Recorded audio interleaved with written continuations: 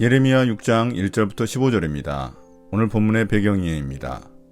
이제 적에 의한 예루살렘 공격이 눈앞에 현실로 다가옵니다.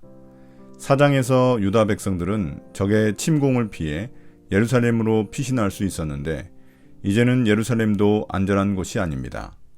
적들의 공격에서 살아남기 위해서는 모두 성을 떠나 도망쳐야만 합니다. 적들은 하나님이 유다를 심판하시기 위해 사용하시는 도구에 불과합니다.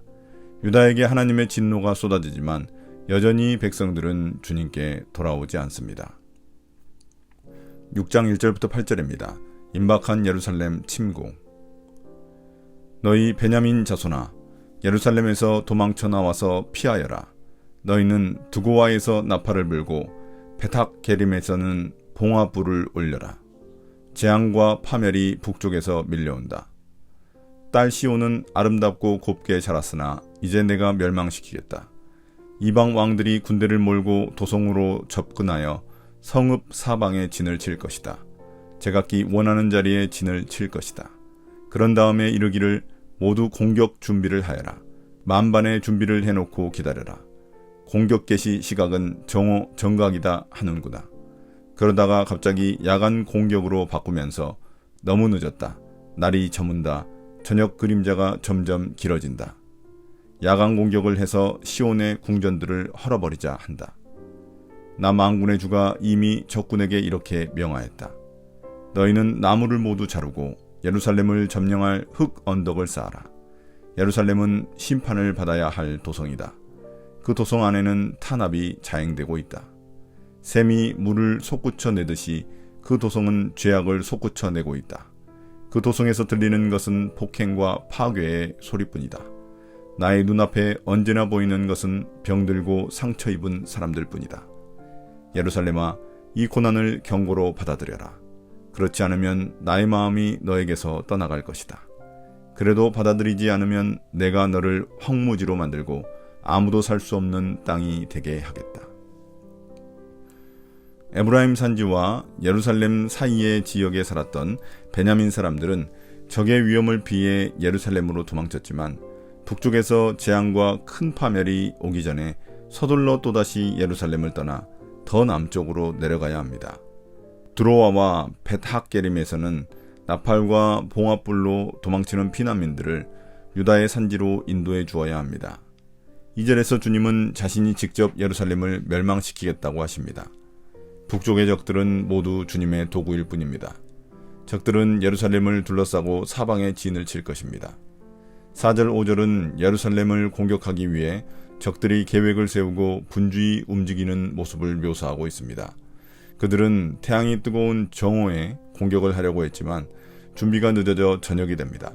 그런데 그들은 잘 볼 수 없는 저녁이 되어도 공격하려고 합니다. 예루살렘을 향한 공격은 뜨거운 태양이나 밤의 어둠조차도 걸림돌이 되지 못합니다. 이때 주님은 마치 적들의 지휘관이신 것처럼 공격을 진두지휘하십니다. 나무를 베어 성을 공격할 수 있는 흙 언덕을 만들게 하십니다. 예루살렘은 죄악과 불법, 폭력이 가득한 성이기 때문에 주님의 심판을 피할 수 없습니다. 그들의 죄악으로 인해 주님 눈앞에 보이는 자들은 병들고 상처 입은 자들 뿐입니다. 그러나 주님은 마지막 순간에도 또다시 한 번 더 기회를 주십니다. 그들이 받는 이 고난을 계기로 그들이 주님께 돌아오기를 원하십니다. 그렇지 않으면 주님은 풍요로운 땅이던 가나안을 황무지로 만들어 아무도 살 수 없는 땅이 되게 하실 것입니다. 6장 9절부터 15절입니다. 백성들의 총체적 타락과 심판. 나 만군의 주가 말한다. 농부가 포도나무에서 포도송이를 다 따내듯이 적군이 이스라엘의 남은 자들을 사사치 찢어서 끌어갈 것이다. 그러니 예레미야야, 아직 시간이 있을 때에 포도 따는 사람이 포도 넝구를 들추어 보는 것처럼 내가 구할 수 있는 사람들을 구해야 한다. 제가 말하고 경고한들 누가 제 말을 듣겠습니까? 그들은 기가 막혀 주님의 말씀을 들을 수 없습니다.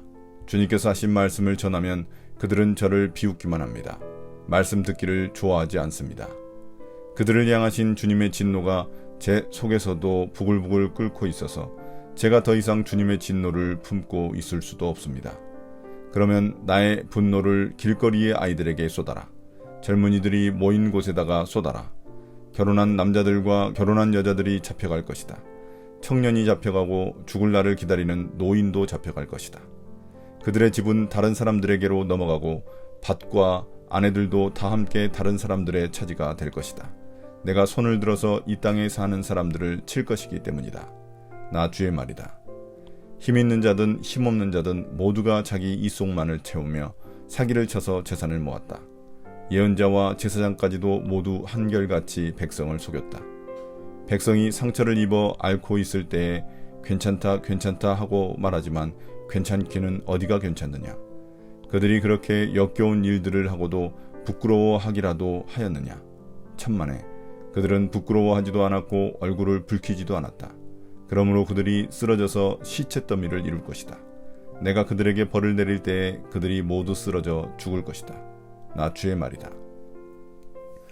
주님은 예레미야에게 말씀하십니다. 이제 적들이 농부로 비유됩니다. 농부가 포도나무에서 포도송이를 따듯 적들은 예루살렘에 남은 모든 백성들을 사사치 찢어 포로로 끌고 갈 것입니다. 보통 농부들은 율법에 따라 나그네를 위해 열매를 좀 남겨두는데 그들은 그렇게 하지 않고 철저히 모든 열매를 다 따버리는 것처럼 예루살렘을 철저히 파괴할 것입니다. 그렇기에 주님은 아직 시간이 있을 때 먼저 예레미야에게 가서 남은 사람들을 구하라고 명령하십니다. 그러나 예레미야의 대답은 부정적입니다. 그는 백성들이 영적인 귀가 막혀 주님의 말씀을 들을 수 없다고 응답합니다. 그들은 주님의 말씀을 듣기를 좋아하지 않으며 비웃기까지 하기 때문입니다. 백성들은 평안할 거라는 듣기 좋은 말에 길들여져 있기 때문입니다. 이런 백성들에게 주님의 분노가 예레미야에게도 치밀어 오릅니다. 회개가 불가능한 유다의 현실 때문에 주님은 예레미야에게 자신의 분노를 백성들에게 쏟아붓도록 허락하십니다. 그러면 아이들, 청년들, 남편, 아내, 노인 가리지 않고 재앙이 임할 것입니다. 그들의 삶의 터전이던 집 그리고 밭과 아내도 빼앗기게 될 것입니다.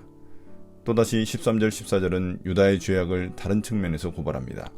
힘 있는 자부터 힘 없는 자까지 모든 백성이 탐욕에 빠져 있습니다. 정의와 공의는 사라지고 사리사욕만 가득합니다. 예언자와 제사장까지 백성을 속입니다. 돌팔이 의사가 오진하여 환자를 죽음으로 모는 것처럼 종교 지도자들의 거짓된 영적 진단이 백성들을 더욱더 죄악에 빠지게 만든 것입니다. 백성들은 아무도 자신들의 죄악을 부끄러워하지 않을 정도로 타락했습니다. 그러므로 하나님의 심판을 피할 길이 없습니다. 오늘의 묵상 포인트입니다. 첫 번째, 하나님은 어떤 분입니까? 주님은 마지막 순간까지 돌이킬 수 있는 기회를 주십니다. 여기서 유다를 향한 주님의 애타는 마음이 드러납니다. 그러나 심판밖에는 답이 없습니다. 주님의 정의와 공의를 다시 세우셔야 하기 때문입니다. 두 번째, 나에게 주시는 교훈은 무엇입니까? 하나님이 사랑하시던 예루살렘의 멸망은 교회에 주는 경고이기도 합니다. 믿는 이들이 주님의 말씀을 계속 불순종한다면 예루살렘처럼 하나님의 심판을 피할 길이 없습니다. 구원받았다는 잘못된 자기 확신은 면죄부가 될 수 없습니다. 오늘의 기도입니다. 주님, 죄악이 넘치는 세상을 향한 주님의 애타는 마음을 깨닫고 주님께 돌아갈 수 있게 도와주십시오. 올바른 복음의 가르침을 따라 살아갈 수 있도록 도와주십시오. 예수님 이름으로 기도드립니다. 아멘.